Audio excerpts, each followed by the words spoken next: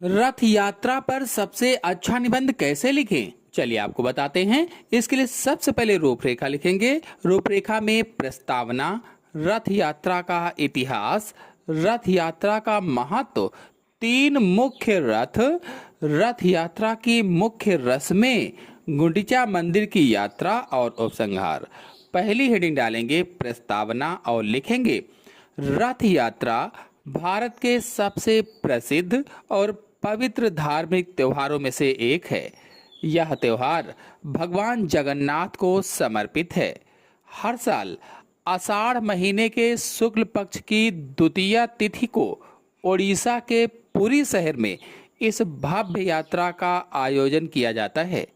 इस उत्सव में देश विदेश के लाखों श्रद्धालु भगवान के दर्शन के लिए आते हैं।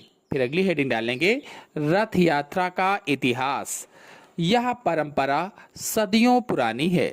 पौराणिक मान्यताओं के अनुसार एक बार भगवान जगन्नाथ की बहन सुभद्रा ने नगर देखने की इच्छा जताई थी। तब भगवान जगन्नाथ और बड़े भाई बलभद्र ने उन्हें रथ पर बैठाकर पूरा नगर घुमाया था। इसके अलावा माना जाता है कि इसी दिन भगवान अपनी मौसी के घर यानी गुंडीचा मंदिर भी जाते हैं। इसी स्मृति में हर साल इस भव्य यात्रा का आयोजन किया जाता है। फिर अगली हेडिंग डालेंगे, रथ यात्रा का महत्व। हिंदू धर्म में इस यात्रा का बहुत बड़ा आध्यात्मिक महत्व है। माना जाता है कि जो व्यक्ति रथ यात्रा में शामिल होकर भगवान के रथ को खींचता है या सिर्फ रथ के दर्शन करता है, उसे मोक्ष की प्राप्ति होती है। यह त्योहार ऊंच नीच और जाति पात के भेदभाव को मिटाकर भाईचारे का संदेश देता है, क्योंकि भगवान के रथ को खींचने के लिए हर वर्ग के लोग एक साथ मिलकर आगे आते हैं। फिर अगली हेडिंग डालेंगे, तीन मुख्य रथ। इस रथ यात्रा में तीन विशाल और सुंदर लकड़ी के रथों का निर्माण किया जाता है। खास बात यह है कि इन्हें बनाने में किसी भी कील या धातु का उपयोग नहीं होता है।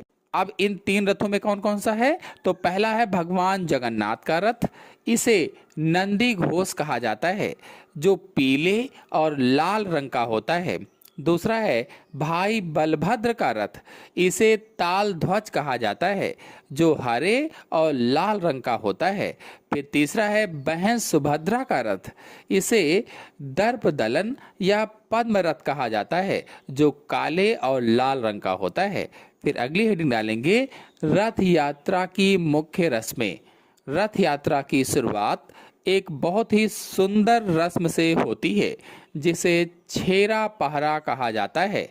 इस रस्म में पुरी के राजा खुद आकर सोने की झाड़ू से रथों के रास्ते को साफ करते हैं। यह रस्म सिखाती है कि भगवान के सामने सब बराबर हैं, चाहे वह कोई राजा हो या रंक। इसके बाद सभी श्रद्धालु बड़े उत्साह के साथ रस्सियों से रथों को खींचना शुरू करते हैं। फिर अगली हेडिंग डालेंगे, गुंडीचा मंदिर की यात्रा। जगन्नाथ मंदिर से शुरू होकर यह यात्रा लगभग 3 किलोमीटर दूर गुंडीचा मंदिर तक जाती है। भगवान यहाँ 7 दिनों तक विश्राम करते हैं। इसके बाद 9वें दिन भगवान वापस अपने मंदिर की ओर लौटते हैं, जिसे बहुड़ा यात्रा या उल्टी रथ यात्रा कहा जाता है। फिर अंतिम हेडिंग डालेंगे उपसंहार और लिखेंगे, रथ यात्रा केवल एक धार्मिक उत्सव नहीं है, बल्कि यह श्रद्धा, आस्था और एकता का प्रतीक है। रथ खींचने की सेवा पाकर श्रद्धालु खुद को धन्य मानते हैं। यह त्योहार हमें सिखाता है कि भगवान हमेशा अपने भक्तों के करीब रहते हैं और उनका कल्याण करते हैं।